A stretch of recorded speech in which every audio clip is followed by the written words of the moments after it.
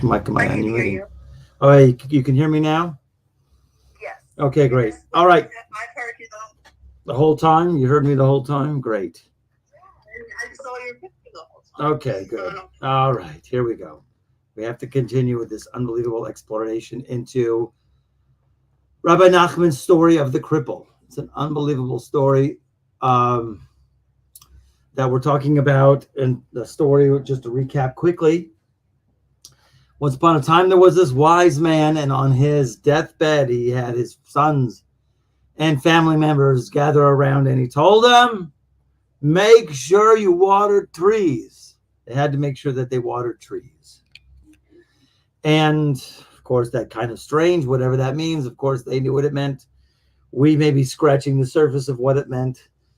And I think I mentioned last time that what does it mean to water trees? That watering trees means we have energy that we send up. We have energy in terms of our good deeds, our Torah study, our tefillah, our prayers. And those things create an energy in the cosmic realm. I'm using of the hand motion of up, but really it's not a literal up.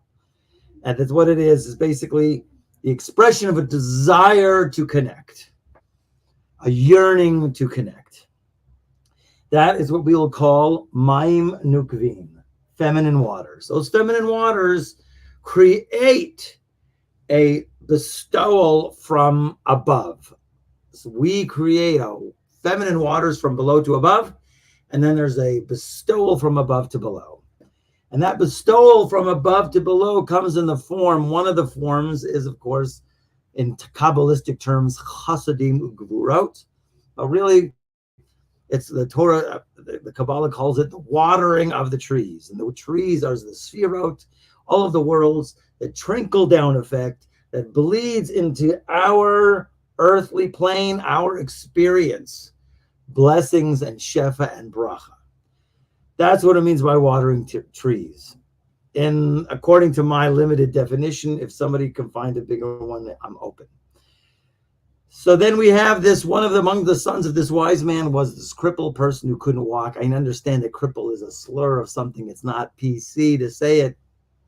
I'm sorry. I can say chiger. How do you say it? Lame. I don't know what word would be to say. Disabled. That's it. Disabled. Okay. That he could not walk. And of course, he was supported by his family for some time. And he was able to save enough money, had money left over, and he finally decided to go into a business on his own. And he got himself a wagon driver, a secretary, and head out to Leipzig, this town. And on their way, they passed by an inn. It was starting to get dark. The secretary suggested to stay there, but he, of course, was very stubborn and pressed on. He pressed on, and then they got lost in the forest, and that's when these robbers came, robbed them of everything. Of course, he couldn't run like the secretary or the wagon driver. And as a result, he had to stay in his wagon. He had little bit of provisions. The robbers took everything and took off and left him alone in the middle of the forest. He had no idea where he was, and he couldn't even get there. So eventually his provisions ran out. He threw himself out of his wagon and proceeded to eat the only thing that was available, which was the grass. He ate grasses and then he crawled further, ate grasses and crawled further. As long as there was grass, he didn't move. Hung out there. Don't ask me what he was doing. Maybe he had a cell phone, maybe. Okay. In any case, he kept eating grass and moving on until he got to this one very unique grass, this special grass. He says, I never saw this grass. I've seen all the grasses around here. I don't know how long he was out there for. There for quite some time, eating all the grasses, and he never came upon this grass. This grass was very special. He says, ooh, this looks very special. So he decided to rip the whole thing out from the roots. Of course, he ripped the roots out, and in the roots was this odd, precious gem. Rabbi Kaplan calls it a diamond. It's a diamond, yes, but it's not what he said. Actually, in the actual text, a precious stone, a good stone. Okay, and let me just I'm just trying to find it so I could get it online so I don't have to look at it constantly. No, I don't even have it here. Okay. Yeah. Just trying to see it because usually if I get it on the screen, it's just easier. But of course, sometimes you just can't have it. All right. So he sees this precious stone that is attached, and the precious stone was an unusual precious stone. This precious stone had writing on the sides of it. It was a four-sided precious stone. It had writings on the side of it. And whatever it is, this stone, if you would grasp that side of the diamond, whatever it is that said on that side of the diamond was going to propel you to place. So the side of the diamond that he grasped was, here I got it, great. The side of the diamond that he grasped, what said on it, what? If you grasp this side of the diamond, it's almost like, like Jumanji or something, If you grasp this side of the diamond, it will be a pity to go home, or you shouldn't go home. You don't even want to go home. Why would you want to go home, right? So, because you will be transported to the place where the sun and the moon meet. And instantly, that's the side that he grabbed. And when he grabbed that side, do you guys get you guys got the rest of the pages. All right. And so he grabbed that side of the precious stone, and instantly it lifted him up and transported him to where? The place of the day and the night meet. All this is cloaked with metaphor, and that's what we're going to discuss today, okay? Just to recap here a little bit. And as he's listening to this conversation of the sun and the moon, the sun is complaining that there's this unbelievable tree. It grows fruit that gives unbelievable healing and health and lung, and the leaves are heal also. It has unbelievable powers, this tree, but not tree, the sun says, I dry it up. It was so great. And if the tree were watered, it would have all these great powers, like he says here, to give children, to give parnasa, to give a livelihood, right? To heal one's sicknesses, all this. Someone there needs to mute because I'm hearing them. Please mute. So then the moon answers and says, you're worried about the affairs of other people. Let me tell you my problems. I got 1,000 mountains, and around these 1,000 mountains, there are another 1,000 mountains, and this is the place of the demons. The demons have feet like chickens, and they don't have any strength in their feet, but no. So therefore, they pull the nourishment from my feet, and because of this, I don't have any strength in my feet.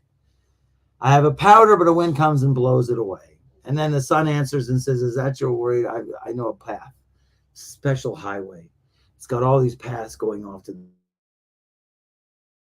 the sides, these different paths. And it has powders of the righteous. It has powders of the insane. It has powders that strengthen legs, because there's certain righteous people who accept suffering upon themselves for the sake of the Holy Shekhinah, for the sake of Israel. They're carried away by the landowners, and they have no strength in their feet because their feet are chained. And this powder helps them and gives them strength. So this is so that's the conversation between the sun and the moon. So the what do we call him? The disabled person. Let's go PC. Okay. Sees on the other side of the diamond, and that is the place where the highway. So he grasps that side, and instantly he's transported to the place of the highway. And he sees the pathway where it is a remedy for the feet. He puts his feet on it, and he's healed. Incredible. And since he's healed now, he gets the idea to gather all of the different types of powders, puts them in separate bags, and he goes back. Don't ask me how he gets there, but he goes back to the place where the robbers robbed from him in the first place, and he sets up a whole operation there where he puts two types of powder on the path. He mixes the insane with the righteous, mixes them, puts them on the ground, and when the robbers come out to go and rob somebody, they instantly become awakened to the they want it. They regret their misdeeds, but they're insane about it, and they blame each other, and they all kill each other until finally the head robber comes, because there's no more men left, And that's when the ex-disabled now takes away all that powder, and he just puts the one powder down of the righteous. And the robber comes, he walks on that path, and he just has complete regret over every single thing he's done. He feels terrible about it. He wants to totally turn back. And that's when the ex-cripple crawls down from the tree, and he says, listen, man, you robbed me. You got to give back my money. He says, oh, no, I'm going to give you back your money. I'm going to give you back everybody else's money I stole. Just tell me how I could do tshuva. How could I get back? How could I make amends? And so he says, you have to go to the town. You have to admit what you did, that you were the man who cuckolded everybody away to be and train them to be robbers in the forest. And so that's what he did. And then what happened was that they killed him. Okay. That's where we ended off right now, but we have to go back because all this stuff has to be discussed. Because what does it mean?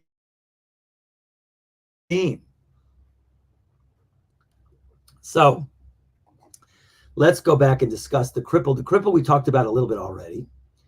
But I wanted to something to me. He didn't bring down in the notes here that when I think about in the Chumash, I think about Yaakov Avinu. Yaakov Avinu, if we recall in Genesis, wrestled with the angel, and the angel grabbed his thigh. Some people say he grabbed only one. Some people say he grabbed both. In any case, because of that, so Yaakov Avinu was essentially disabled. And when he finally defeated the angel, had all the altercation, until you bless me, I'm not letting you go till you bless me. He blessed him, he left. And Yaakov limped until the sun came up and healed him. I might have shared this with you before, but the Zohar explicitly says this is the whole redemption of the world in a nutshell.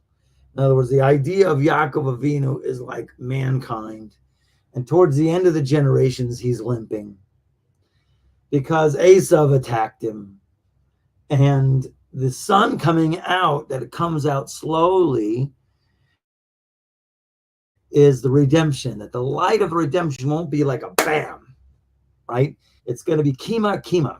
It says that in the Talmud in Yerushalmi. I saw it once. I would like to see it again. But kima, kima, which means kima, like lakum, like to get up. Like we get up slowly. Like the way that the awakening of the children of Israel will be like a slow awakening as the dawn rises, and then it gets up till it's a sunrise. It's the same way. That is what heals Yaakov, is the sun heals Yaakov. Here it's kind of different, but very similar, because this also, Rabbi Nachman's story of the cripple, is the seventh beggar. And the seventh beggar, as I told you last time, that these seven beggars met these kids in the forest, and they blessed them that they should be like him. And each of the beggars had a defect. And later on in the story, the beggars come back to these children who are now grown up and getting married.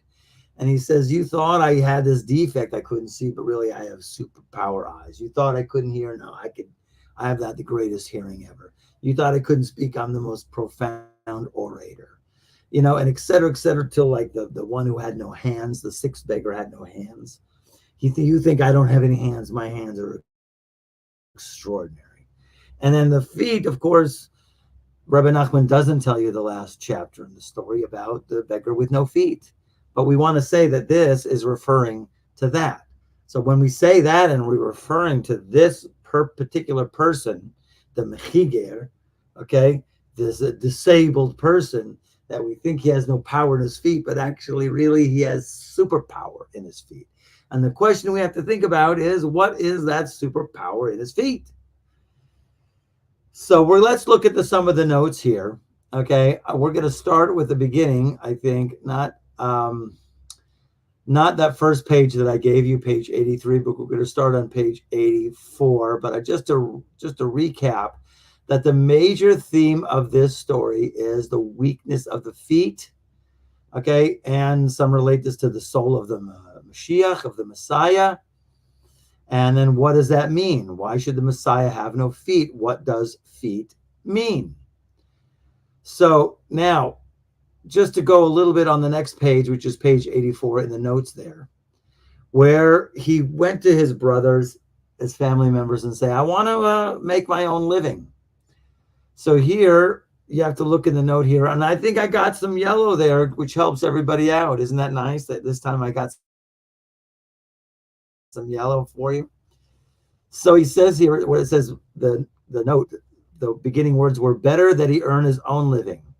So it is a general rule in charity that it is much better to set a poor man up in business than to give him charity. Okay, that might be known to many people. But then the next note was, it's better, you have to keep this in mind, better than watering the tree every day. One should strive to break down the barriers so that the tree can constantly receive water. So watering trees is good. But there's a river over there. Why don't we just dig ditches that the water or the rainwater or whatever it is, that it'll naturally get its own water, right? 2 ways to water a tree. So breaking down the barriers, and I think that's a lot of what this story is about. Breaking down the barriers. And that could lead us into what the avoda, the service of the Messiah, son of David, is going to do. And just to finish that note, as indeed happens at the end of the story, as we will see.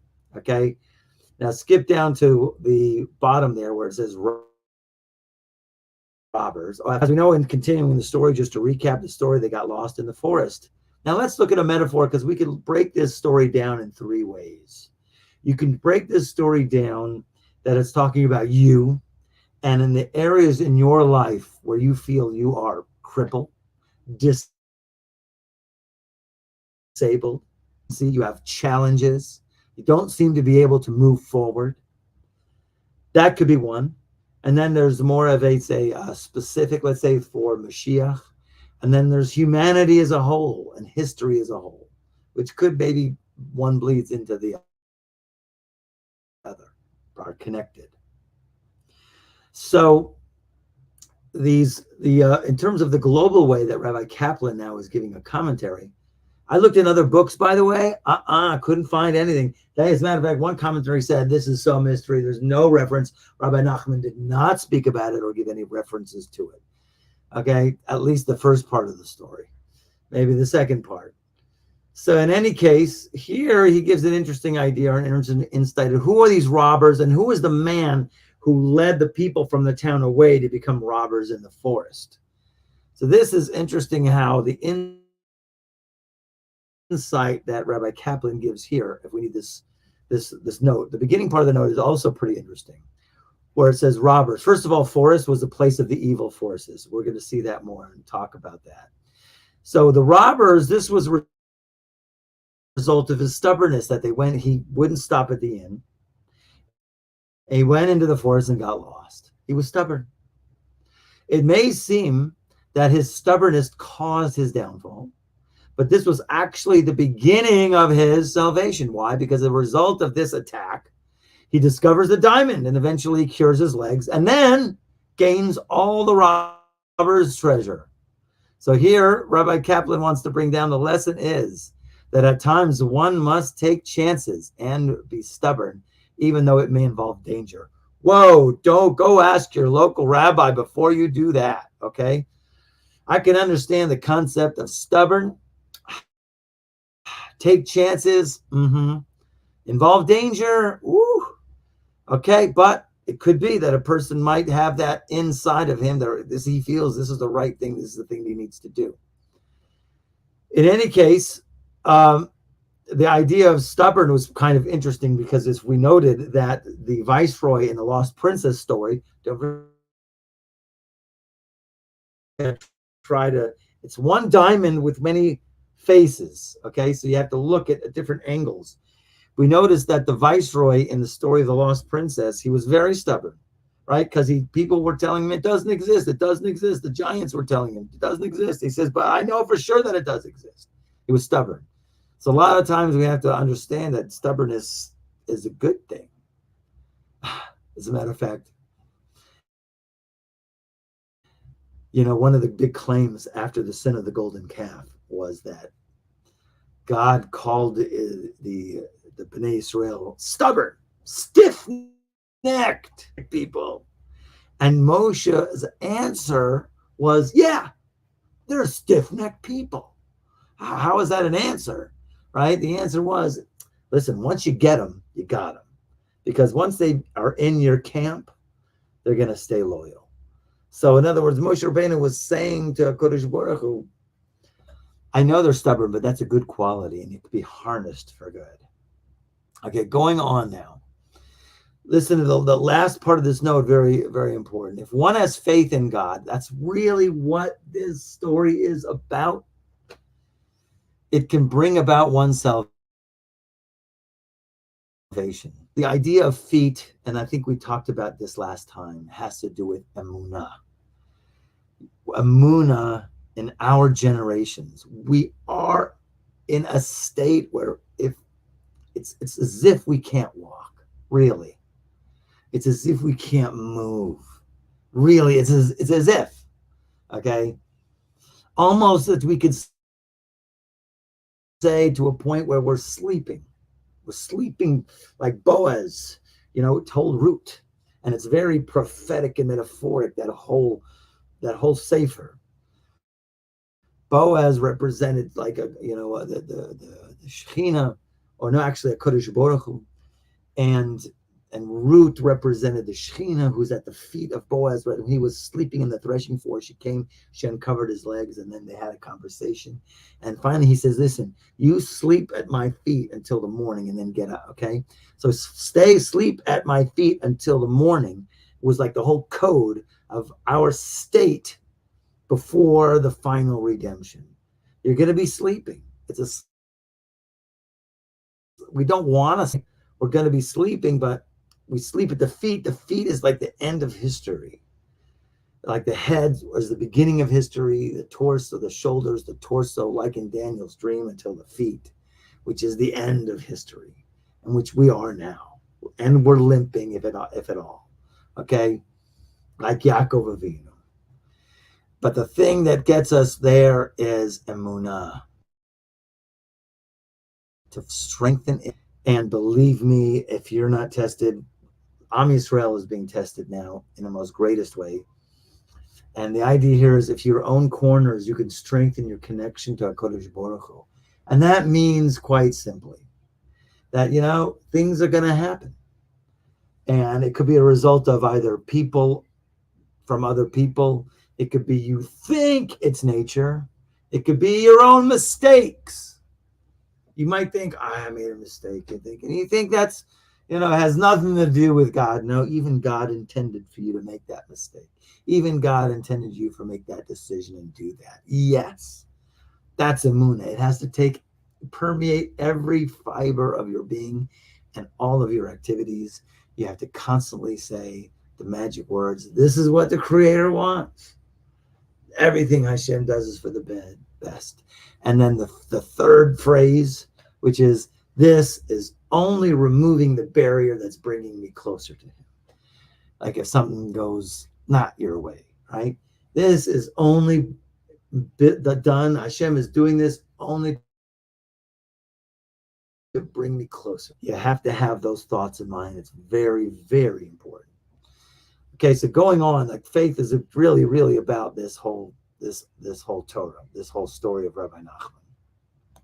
Now, to go on here, to give it to a more global sense, it's kind of interesting. The robbers represent the forces in Klippa. So now we have to of creation. We're talking about Yaakov Avinu in the forest. We're talking about us in the forest. People were robbed from. Yeah, they are stealing our money. That's right. The Erev Rav are stealing our money. Forces of evil and Klippa. Klippa means husks or shells, external forces. Now, famine is interesting. If we recall in the story that there was a time of famine and a man came to the city and he says, whoever wants to eat, come with me. Whoever wants a job, come with me. And who was this man? So the man, Rabbi Kaplan brings down, is the Satan, the angelic force that's meant to seduce mankind, to to doing bad, and then of course he rats on him and punishes him also. But the idea of the beginning of the formation of this force called the Satan, there's a tzimtzum. That's the famine. The famine is a tzimtzum, as Kaplan says in the note, is a constriction and holding back of God's power. And this resulted in the birth of the forces of evil. What is the forces of evil? There's lots to talk about that. Ratzon the Kabbalah, we've talked about that in the past. Will to receive, this selfishness, extreme force of I want this pleasure now. And another term, we could just look at it as the illusion of the separation between us and God. That's the new definition I like to give that now. Write it down because it's important. The illusion and the separation between us and God. Okay? Because really there is no separation between us and God. We seem to be experiencing it now. Okay. Our job is to see beyond that and train our minds and hearts to do that. And the Satan, of course, is this force that tries to say, yeah, you are separate from God. You're totally separate. As a matter of fact, you're so separate, you're so far away. You're so far away, forget it. Okay, so anyways, attracting a number of men, going on in the commentary there at the bottom, attracting a number of men, the forces of evil had their origin in the realm of, where am I? On the wrong page, right? Oh, the forces of evil had their origin in the realm of the holy. Everything sucks from the holy. The question is, how much are they allowed to take? As we're going to see a little bit later. Okay, so just to skip the next page of the notes there. Okay, this is another interesting idea. I'm not sure how to tie this in totally, but we have to kind of put it and see if we can put it together, put it in. Because up until now, okay, you have this cripple, you have the tzimtzum, you have the forces of evil, like in this realm, trying to seduce us. And then we have here this idea of the wagon, the driver, the secretary, the driver, who they were able to flee. That's the note there. It says, when a person is born, he loses the intellect that he had as a soul. He does not have the power to travel through the universes anymore. In other words, when a baby was in the womb of the mother, it was an angel which basically taught him the entire Torah, including a tour of Gan Eden and Gehenna. Full tour, full scale, saw everything, one end of the universe to the other, complete clarity, only to get slapped on the face when he's born to forget it all. There's lots to talk about that, but we're not going to get into that. The idea here is the intellect. He wants to look at the secretary as the intellect in terms of understanding the metaphor of this story. And the driver is the body. So he might still have a driver. He doesn't have a secretary. It doesn't fit in, but it's, you just to talk about it because there's something here that could be something that we could embellish in here. So he says he remained in the wagon, which means the soul remains helpless in the body. I guess a person loses his intellect, but he comes back. The intellect comes back as the child grows up. So to use this metaphor as a child being born, it's a little bit hard to fit. We're going to use the Messiah, model so far, or your personal model so far, or humanity. Okay, we're not going to get into the wealthy landowners. So going on here. So we said a little bit, I don't understand this note here. I thought about it, and I thought about what some people taught me. I only got two explanations to this. So he threw himself down from the wagon, meaning he divorced himself from bodily concerns. Okay, I can get that. Trying to wean off the influence of the physicality, trying to get spiritual. But he's eating grass. Now, this is animal food. Rabbi Nachman taught that it is sometimes good to be like an animal, which is like a bizarro kind of statement to say. I did look it up in Sichot Aran. And the idea was he didn't say much. A lot of times it says that, we say it in Shabbos, Adam ubehema toshia Hashem Hashem saves the man and the animal. He says something really interesting. It's worth getting. Let me just get this for a second here.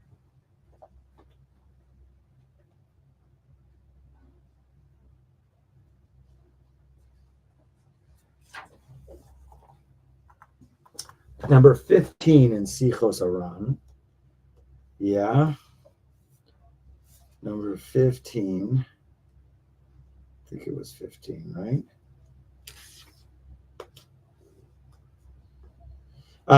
The Rebbe said that it takes both wisdom and great effort to be like an animal. Thank you. The wisdom one needs to be like a beast is alluded to in the verse, every wise-hearted man whom God bestowed wisdom is a beast. It's not the real verse in Exodus 36:1. Really, the real verse meant, right? Every wise-hearted man whom Hashem had bestowed wisdom, behema, in them. And in other words, anybody who had wisdom in them to build the tabernacle in the desert. But Rabbi Nachman read this as behema, as a beast, right? So, but he doesn't really explain it. He says, also it's written like what I told you, God saves man and beast. Our sages say this refers to people who are wise and clever and conduct themselves, here it is, humbly like an animal. One of the kavanot, special intentions on Rosh Hashanah when we blow the shofar, it's an animal sound. And the idea really is for us to get into the animal part of ourselves that doesn't think too complicated. It knows the master. Where the master goes that way, we're going to go that way. Master goes that way, we're going to go that way. Whoever the shepherd is follow Hashem, not with too much sophistication. So like an animal. That's probably the best words that he says it here. Humble like an animal. Okay. And this is also Asaf's words. I was a fool. I did not know. I was like an animal before you. In other words, quite simple. Okay. So in any case, to eat grass would be like an animal, I guess, would be a way of getting like, you have to somehow at a certain time in a person's life, he has to cut out sophistication if he wants to reach happiness, because usually the biggest barrier to a person's happiness is getting too overly sophisticated, because then you're full of doubts and you don't know what to do and you're always confused. And then you're unhappy. Happy is the man through, okay. So in any case, skip down to the next note where it says the robbers representing the force of evil attack a person's feet. As we also see in the case of the moon, feet represent the aspect of faith, emunah. Thus, the forces of evil strive to take away a person's faith. That could be what the angel of Esav, when he tried to hit the thigh of Yaakov Avinu, when he realized he couldn't get him, was to get at the faith. The idea here is to just remove doubt. Don't forget, the numerical value of Amalek, the arch enemy of the Jewish people, enemy of God, is Amalek, and the numerical value is a fake doubt. If you are sure of yourself and you are sincere, you can accomplish anything. So here we get to the interesting thing. Here it says here that, okay, he got to a place where he couldn't even stand anymore because the robbers made his feet feel even weaker. But as a result, he gained marvelous means of transportation, which could be the superpower, as we see that the diamond represents his ability to transport himself into different places. Could be, okay? I'm not sure. The robbers representing the forces of evil attack a person's feet, as we also see in the case of the moon. Feet represent the aspect of faith. Thus, the forces of evil strive to take. We've read that already. So he's crawl like he was a spiritual infant, type of grass. Here's where we get interesting. And then, Rabbi, and we talked about this last time, there are grasses with great spiritual powers. And there was a passage in the Zohar where Rabbi Shimon did affirm that's where the statement comes from. And here's where it gets kind of tickling, because some people emailed me about the effect of certain grasses now that have become legal. People are using it for medicinal purposes. I even give a kosher certification to many of those facilities for medicinal purposes. But of course, as we know, cannabis is a still a controversial issue. It has quite a stigma on it, even though that we can see really it's very pervasive in terms of people, their behavior. It seems to become more widespread. As when I was growing up, if I saw somebody doing it, that's illegal. Okay. And that kept me refraining from it until I was a teen. And then, of course, I was in my experimental stages. But I'm not sure that this is the reference, because don't forget, Rabbi Nachman did not give any reference to it. Rabbi Moshe Feinstein wrote a tshuva in the 70s, I believe, that he condoned it. He said, not condoned it, that's not, condemned it. Condoned it. He said it was forbidden. And he said forbidden for the reasons that, basically for many reasons, health-wise, you're going to make your parents upset. You can't really think, you're going to lose your mind, and you're not allowed to lose your mind. All kinds of reasons that you could definitely see clearly. People will say that Rabbi Moshe Feinstein Zatzal was not aware of the fact that it had medicinal properties. It could be. I don't say for sure, because I'd have to ask him personally, and I haven't had the opportunity. So he could say, yeah, I knew it had medicinal properties, but he still felt that it should be forbidden. Or maybe he didn't know the fact that it had medicinal properties. Most people are banking on the fact that he didn't know that it had medicinal properties, which is why many of the kosher certification agencies will give a kosher certification to cannabis only. Okay, it's because they see the tremendous benefit it has for a lot of people. There are other types of grasses that maybe there's no source in the Torah. First of all, you have to know where it says to take a intoxicating substance. As a matter of fact, the opposite. But died. They offered a strange fire. The clear commentaries say that they drank wine. They became intoxicated. They entered intoxicated into the holy. And that they shouldn't have done. Maybe if they asked Moshe, he would have said, okay, maybe. Okay. But nowhere in ever, down the mountain, with the tablets, and Yeshua greets him and he goes, okay. Didn't happen. Okay. You got to try this stuff. Okay. So no. Okay. And a lot of rabbis will tell you it's klipa, it's husks. But of course, and I believe most people can, maybe prescribe it for themselves. I know a lot of people do, because they feel they need it medicinally for whatever their ailments is, whether it's lack of sleep, rheumatoid arthritis, all kinds, A to Z, all kinds of ailments that people, many are using it for PTSD. I'm sure Dr. Rosenstock can fill us in on that. Okay. In any case, there's other types of grasses also that people are now, it's becoming very predominant. What do you call it? Public, publicized. One is the ayahuasca or DMT, which is called the God drug.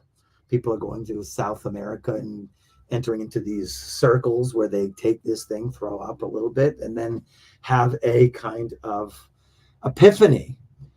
And hey, I'm not saying not. I'm just saying I'm just putting it on the table, okay? But I tell you, if you'll ask one Orthodox rabbi, they'll say for sure not, okay? And I'm not sure that Rabbi Nachman is getting to this, but it certainly is a hint. And Rabbi Shimon Bar Yochai does say that certain grasses have spiritual powers. And I did ask one rabbi, very knowledgeable person, and I heard from another rabbi who kind of concurred to it, saying, and bear with me this, he says, his language was, the Shekhinah is so sick. We are now in such a state, our last generation, the ankles, the footsteps of the Messiah, and the divine presence, the collective of Am Yisrael is so sick that we need this stuff in order to pick us up. And I asked this one rabbi, I said, what about in the 60s and 70s when LSD came out? Everybody was taking psilocybin and all kinds of stuff, peyote, all of these. I don't know if peyote's a grass. I don't know if mushrooms are grass, right? I don't think it has roots, okay? So in any case, they said that the Shekhinah, the divine presence in our state, is very, very, very sick. And this is the only thing that can lift us. So I asked him about the 60s. He says, because we weren't ready for it. The generation wasn't ready to have the great awakening.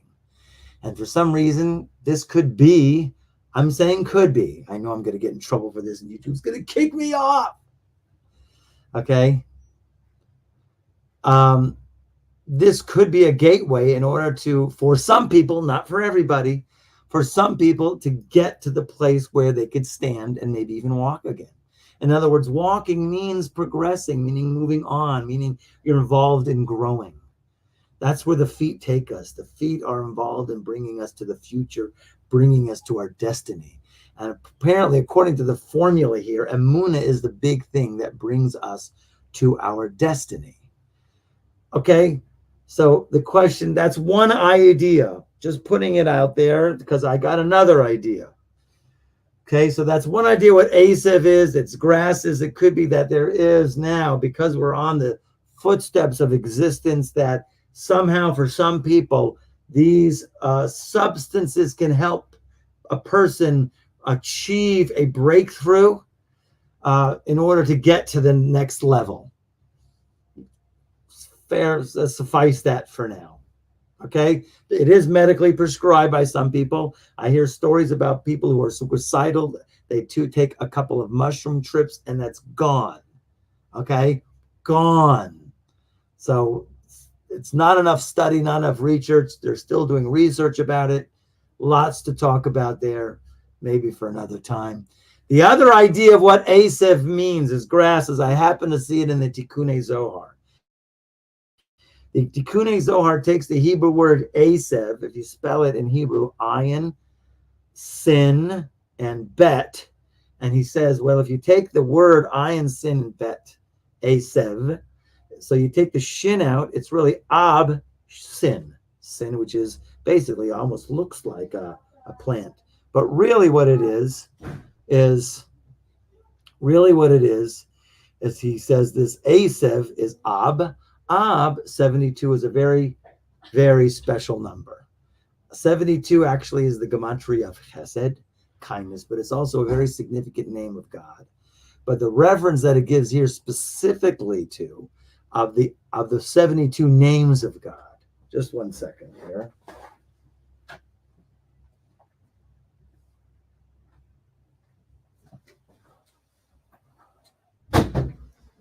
Okay. So we have in the parsha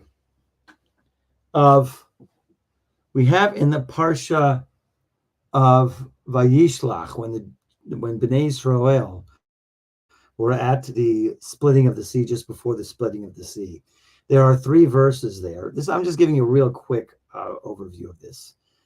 There's these 3 verses, which each verse has 72 letters in it. And apparently, Vayisav Yovo Vayet, those are the 3 verses.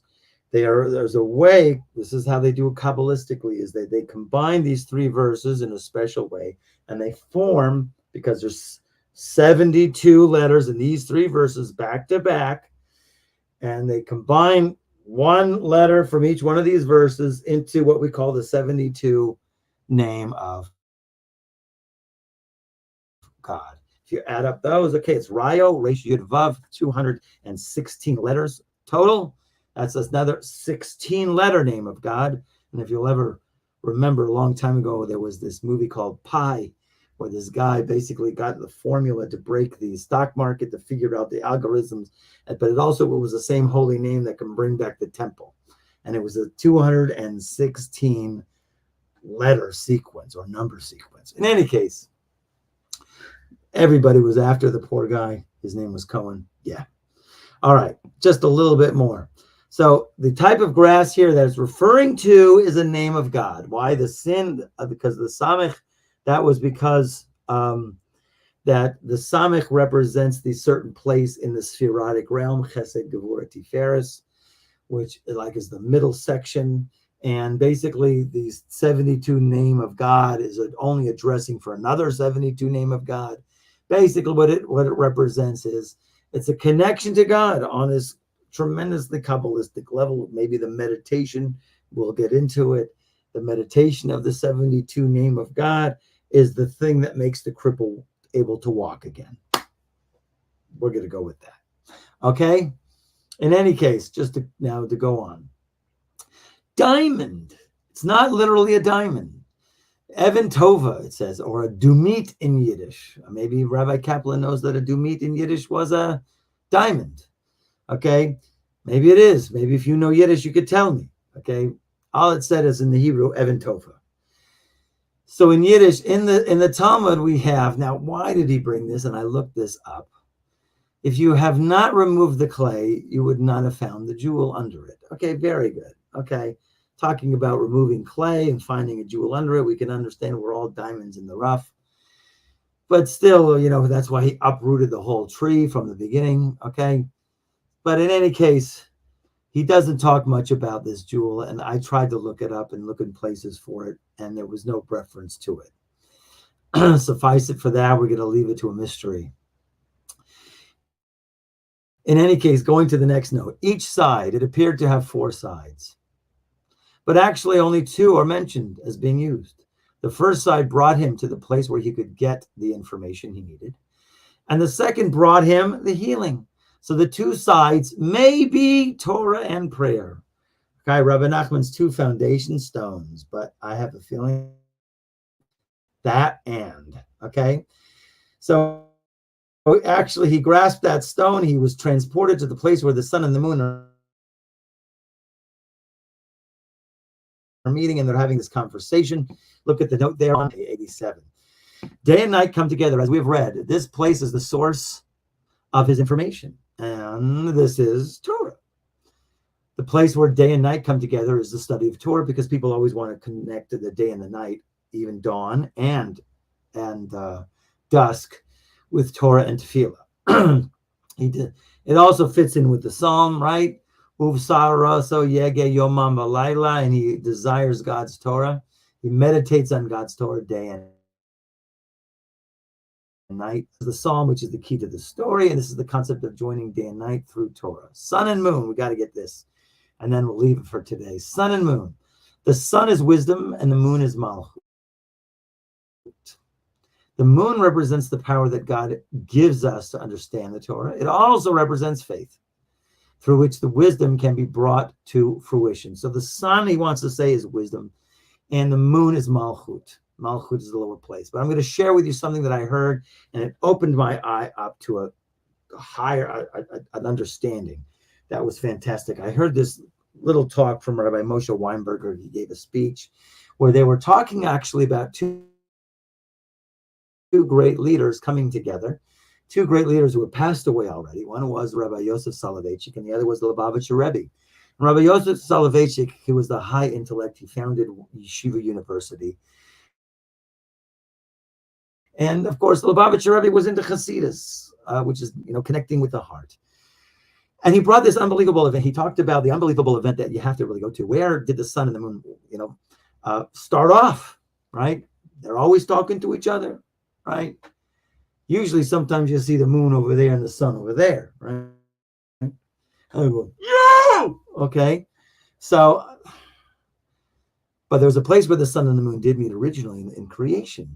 Hashem said, let there be 2 great luminaries. That was one sentence. And then after that was the great one and the small one. And all the commentaries say, well, they started off as equal. But then, of course, luminaries had a question, a kitrug, we call it. Okay. Kitrug means like a kind of a prosecution in a certain way. I guess it was attitude in there. And he asked, how can you have two kings sharing one crown? So obviously that's a little bit too sophisticated. So Hashem says, okay, you go small. You go small, you go poquito, and sun is muy grande. Muy grande es un poquito. Okay, so the moon's turned poquito since then. Thank you very much. Okay, so but the other idea, and the idea here is, so in our world, a lot of times we'll see that the intellect is very dominant over the feelings of the heart. And the idea of the sun and the moon, and get this, is the sun represents the intellect, like he says here, wisdom. And the moon, which is Malchut, well, it represents the emotional, the heart, the lave. Once there was the Divrei Chaim, I think it was, this big Hasidic Rabbi. He was getting, treated by a doctor. And, the doctor says, well, I've got 5 PhDs. I went to this school and that school. What do you do for a living? And he asked the rabbi, what do you do? And he says, I'm working on building a bridge. I build bridges. Oh, you're a bridge builder, construction. Pretty good, right? Actually, the Divrei Chaim, this Hasidic Rebbe, said, I don't know if he told him, but maybe he told the students afterwards. What he meant was building a bridge from the mind to the heart. There's a big disconnect, and there's a lot going on in the moon. The moon waxes and wanes. The moon is shrunk. It's almost debilitating. It can't move. It can't do what it needs to do. And definitely the place where the sun and the moon meet would be a dynamic place where the intellect and the heart can get together. And that is what I think, in terms of the personal metaphor, to understand this metaphor personally, is if we have places in our lives where we feel we are disabled and can't move forward. We need this grass and then Torah and tefillah to go ahead and bring the mind to the heart. In other words, to get the feelings that the mind should dictate really what the heart should feel. But the mind is also a little, it's crackly. It dries up the tree, man, right? And the moon, and since it dries up the tree, man, the moon becomes disabled. So basically everybody's out of whack. The head's out of whack. The heart's out of whack. Everybody's out of whack here. That's where we're going to leave it for now in terms of our metaphor of understanding the cripple. And of course, the superpower is going to be super emunah and faith. And that is where we're going to work on navigating us in the coming weeks, and navigating and strengthening our faith. Don't forget, even mistakes that you made comes from God. Even from when other people will insult you or do something to you, comes from Hashem. And even if you think it's nature, comes from Hashem. Everything comes from Hashem. All to bring us closer to Him. Okay? That is the thought that we have to hold fast, and these give us our feet to walk. Okay, we will stop now. Okay, and where am I here? Okay.